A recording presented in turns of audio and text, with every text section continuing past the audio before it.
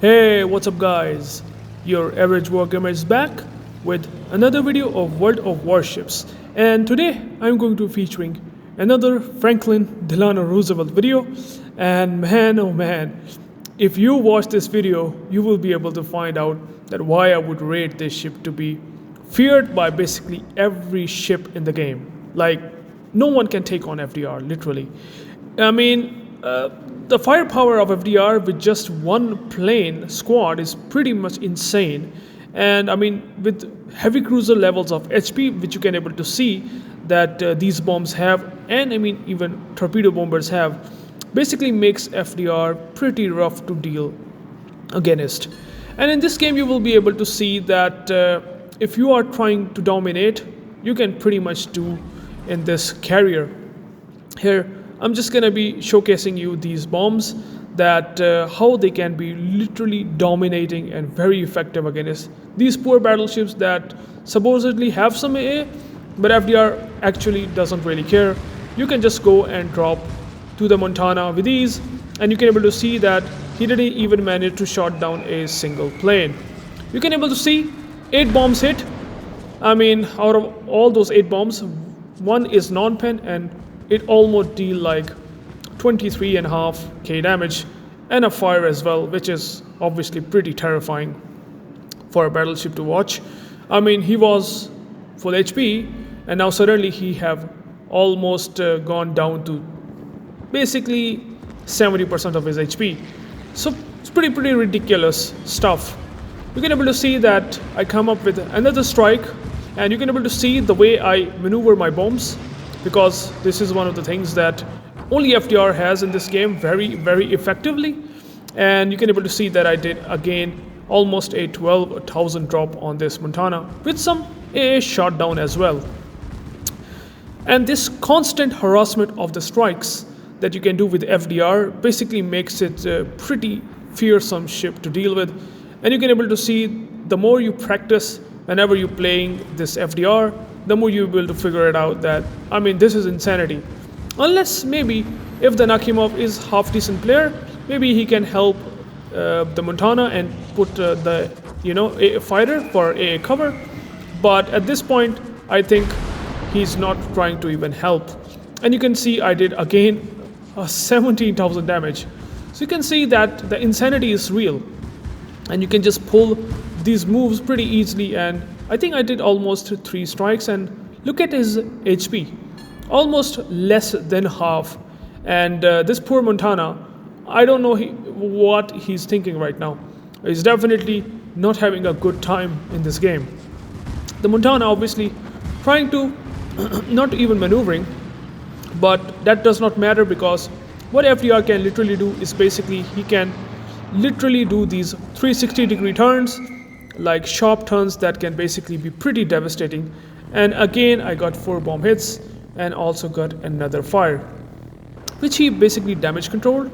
But again, you can able to see that FDR is pretty insane in dealing with battleships.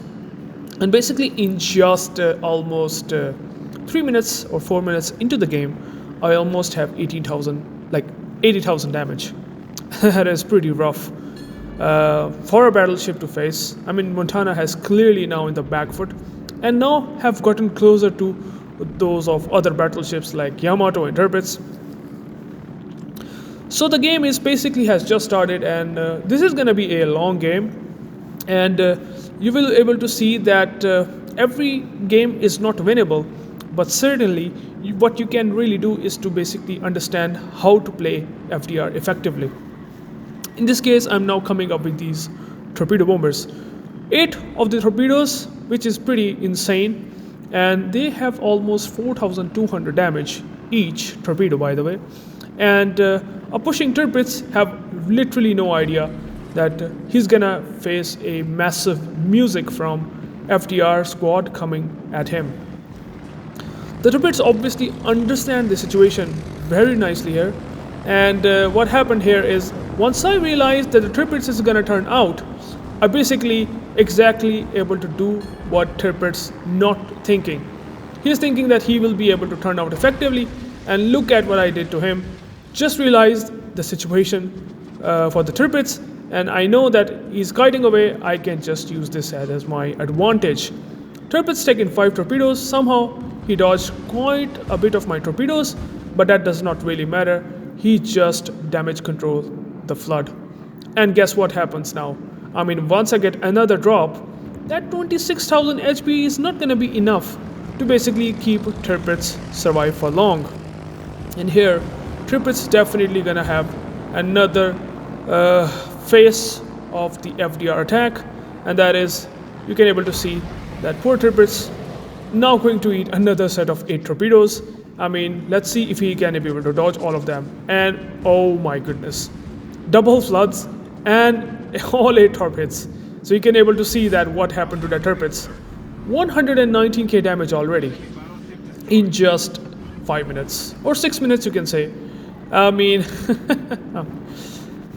FDR is just ridiculous, man. I mean, it just leaves no chance for any ship to do anything. And you have seen what I did to that Tirpitz, and now this Yamato that also is trying to run away, actually getting stuck by Tirpitz shipwreck, which is kind of unfortunate. But again, I got another flood on Yamato, which again shows that the fate of the Yamato might be the same, just like the Tirpitz had. And you will be able to see that I will have another strike coming towards Yamato. I already did 3 strikes, 2 of them to Tirpitz, and now this another strike that I will do to Yamato after the first one. And that's why the power of these torpedo bombers are pretty insane. And I mean, they also did not nerf FDR, by the way, which is, I don't know why, but well, you can able to see that FDR is no joke. Here I just dropped another strike, and yikes, Yamato get double flood as well. Same situation that what happened to the Tirpitz. And imagine that HP pool that Yamato has, it's basically gonna deplete down very, very quickly. Here now I have a situation which is a Gudanliu, actually one of the strongest cruisers in the game. Well, I have found the situation to be pretty sort of advantageous for me to drop the Gudanliu after dropping the Yamato, so I realized let's go and drop this guy. Well, Gudanliu actually is a good player, and he will pop defensive preemptively once he realizes that I'm using my squad here. And you can able to see he clearly popped defensive AA, and obviously with defensive AA it could be pretty terrifying. As you can able to see that the Gudanliu, I tried to drop him in a weird angle, which actually not gonna work well for me. Only got one bomb hit, but fortunately it was a permanent fire since he damage control, I think the Thrasher ping or something, because he's getting farmed by submarine. Here now we have a Montana that is again vulnerable to FDR attacks since he is super isolated. He was pretty low HP before, and now he is back to get into a tough spot against me in FDR.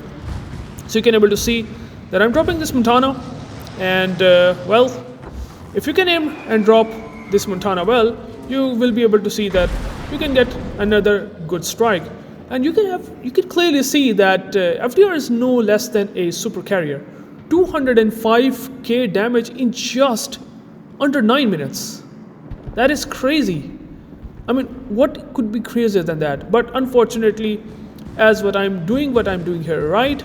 Our team is deciding to lose a ton of ships, and we completely lost the A flank. And that is actually a bad thing.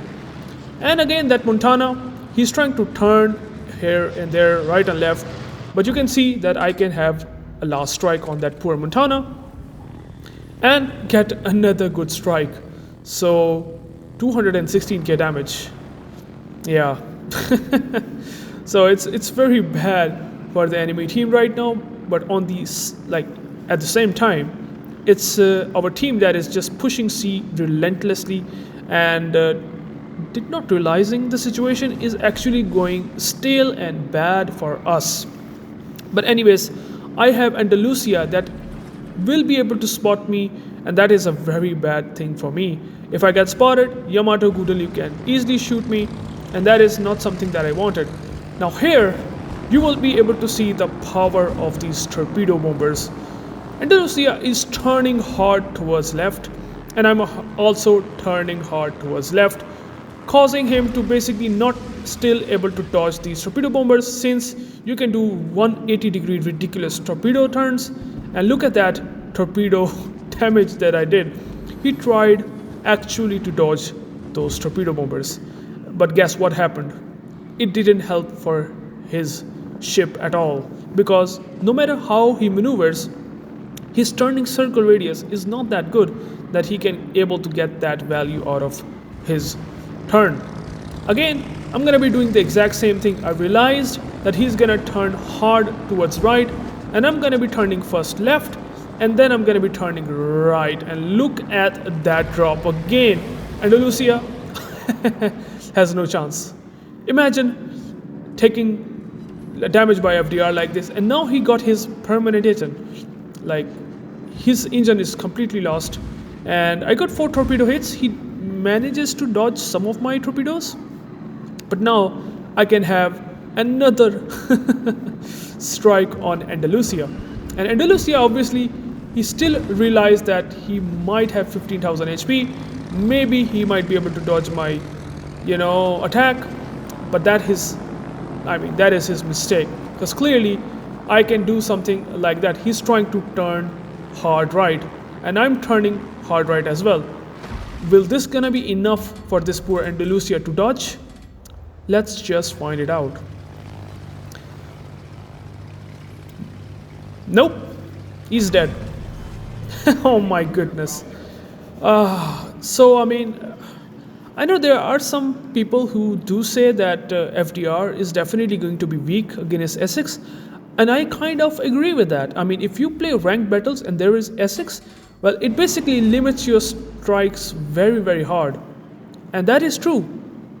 But in randoms, FDR is still going to be king. No matter how much people say that FDR is going to be bad here and there, you still have a really, really good chance of not having the best CV in the enemy team. And well, in this way, honestly, FDR will literally dominate.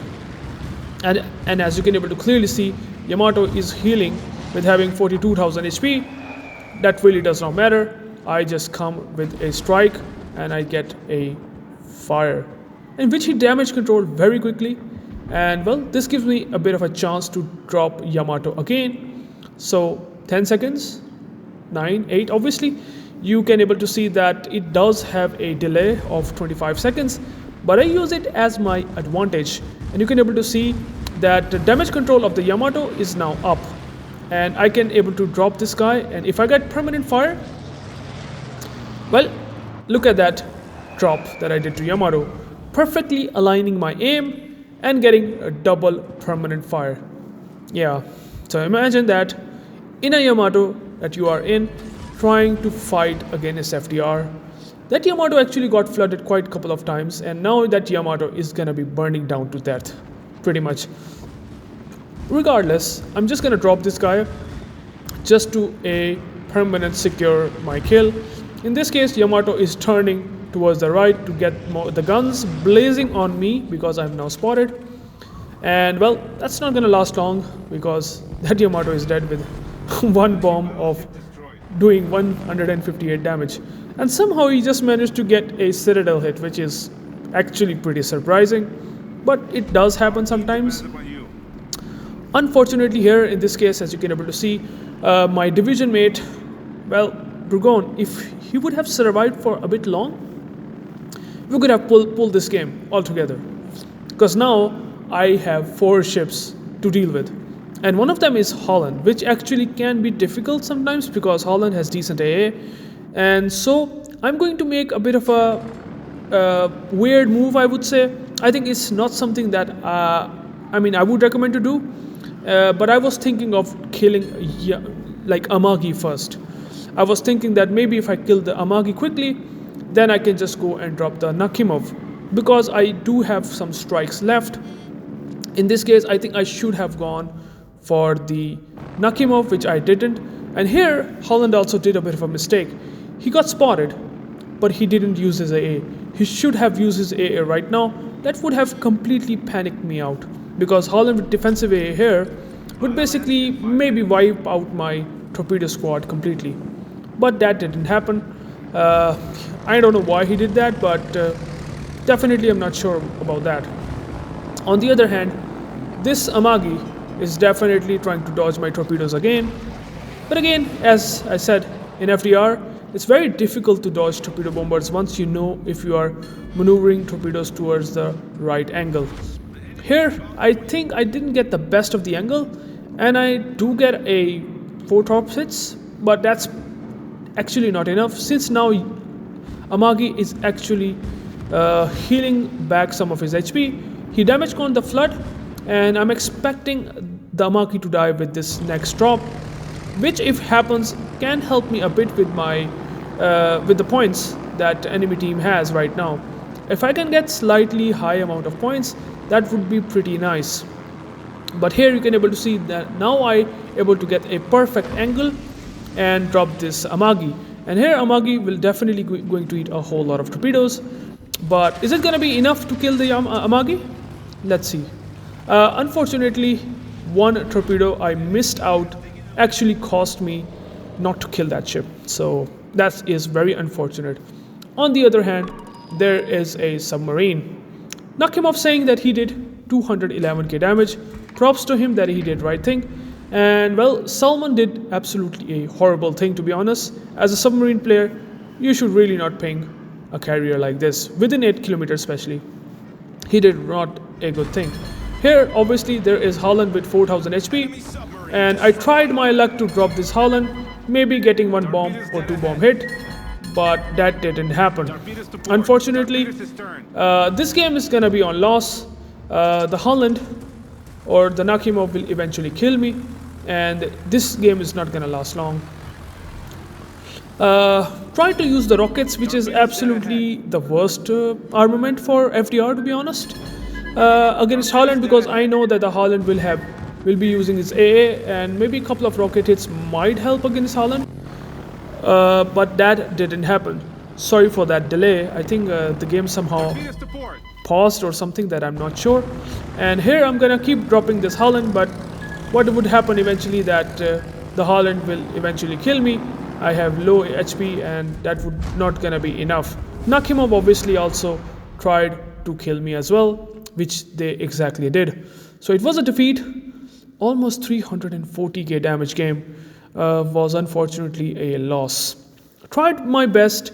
I think my target selection on Amagi was actually a terrible one. So maybe if I would not have used the drops on Amagi, it would have been a different game. Since I think I could have killed the Holland. And since Nakimov was alive, that was actually a bad thing, because now that the Nakimov is there, is keep constantly striking me. And Bourgogne, my division mate dying, basically worsen the situation as well. 340k damage. The damage number is pretty insane. 339,999 damage. Okay, so yeah, 55 torp hits, 55 bomb hits. That is also very interesting. Same bomb hits and torp hits.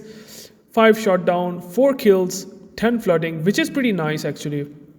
Got Witherer and some division achievements along with First Blood and High Caliber. And let's come up to the team score. Because, well, as you can able to see, Bourgogne, even though he died, he still did pretty well, and I was on top as well.